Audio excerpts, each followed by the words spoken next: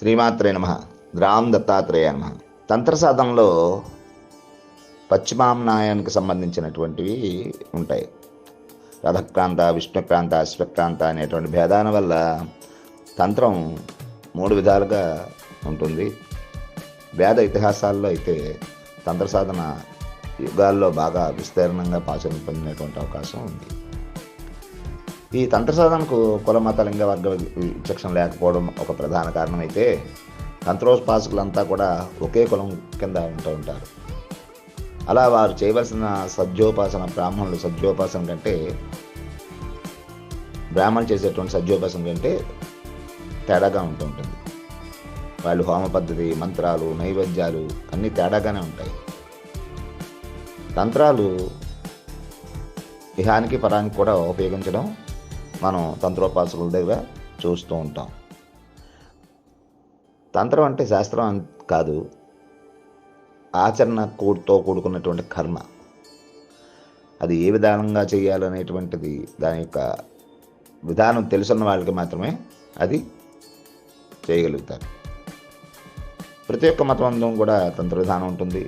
తంత్ర విధానం తేడా తప్ప తంత్రం లేకుండా ప్రపంచం ఏ కార్యక్రమం కూడా, మతమైనటువంటి కార్యక్రమం ఏమి కూడా జరుగుతూ ఉండవు. దైవ కార్యక్రమంలో కూడా తంత్రం ఉంటుంది. శివుడు కైలాస పర్వతమందు భారత ఉపదేశించినటువంటి తంత్రశాస్త్రం ఇది అతి రహస్యంగా ఉంటూ ఉంటుంది. అనాదిగా గోప్యంగా ఉంచడం వలన ప్రజల్లో అనేక భయాలు, సందేహాలు కూడా ఉంటూ ఉంటాయి. తంత్రానికి ఒక రకమైనటువంటి ప్రయాస కూడా కూడుకుని ఉంటుంది. తగినటువంటి సాధన చేసి మనకు కావలసిన శక్తులను వశీకరణ చేసుకోవడం, అలాగే ఆ సాధన అయిన తర్వాత ఆ యొక్క ఉపాసకులైనటువంటి వాళ్ళు తంత్రాన్ని అనుగుణంగా మార్చుకొని వాళ్ళకు ఏ విధంగా అంటే, ఒక నీళ్లు ఉన్నాయనుకోండి, మంచి నీళ్లు తాగడానికి, కరెంటు తయారు చేయడానికి, లేదా అందులో పందారు వేసుకుంటే తీపి నీళ్ళు తాగడానికి రకరకాలుగా ఏ విధంగా వాడుకుంటాం అలా తంత్రాన్ని కూడా వాడుకుంటూ ఉంటారు. భైరవాది ప్రయోగ తంత్రంలో అనేక ప్రయోగాలు దాగి ఉంటాయి. వాటిల్లో ఉన్నటువంటి మంత్రాలు మంచి చేయడానికే వాడడం శుభయుక్తం. శత్రువులను పలాయం చేయొచ్చు.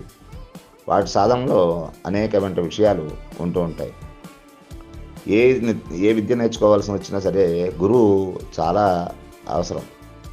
తంత్ర విద్యలు ఏవి కావాలన్నా సరే గురుముఖంగానే నేర్చుకుని అది సిద్ధించడం చేయించుకుంటూ ఉంటారు. ఈ తంత్ర సాధనలో కూడా తెగింపు కూడా చాలా అవసరం. సాధన చాలా కష్టమైంది. చాలా జాగ్రత్తగా ముందుకు వెళ్ళాలి. శ్రీమాత్రే నమః.